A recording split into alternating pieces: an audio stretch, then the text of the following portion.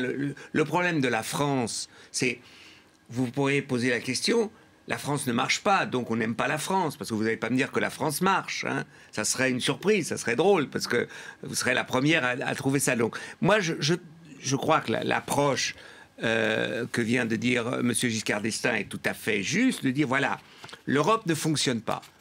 L'Europe, on a besoin de l'Europe parce qu'on ne pourra pas régler, c'est ça qui est important, de dire et de répéter aux gens les défis qu'on a devant nous, financiers, économiques, le défi du réchauffement climatique, on n'y arrivera pas sans l'Europe, on n'y arrivera pas avec la France toute seule, Malte toute seule, la Suisse. Donc c'est ça qu'il faut dire. À partir de là, maintenant, comment faire pour que l'Europe vraiment participe à la solution des problèmes? Dans ce monde, la France ne peut pas réussir seule. C'est fondamental, ça. C'est fondamental. Est-ce qu'on pourrait dire, quand le président de la France aujourd'hui dit la France est un grand pays, ça ne veut rien dire. Est-ce qu'on ne peut pas dire la France a une grande histoire, mais aujourd'hui, dans le monde d'aujourd'hui, la France n'est pas un grand pays.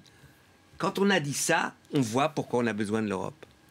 Vous êtes d'accord? La France n'est pas un grand pays aujourd'hui? Je l'ai dit quand j'étais président, et on m'a attaqué. Hein.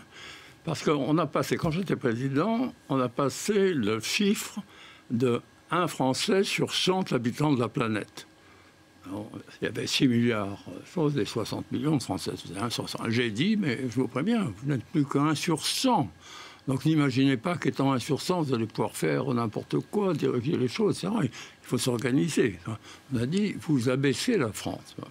C'est ce que disent un certain nombre de dirigeants aujourd'hui en disant non, non, il faut rehausser le sentiment national. Ceux qui veulent plus d'Europe attaquent la souveraineté française, attaquent l'identité de la France.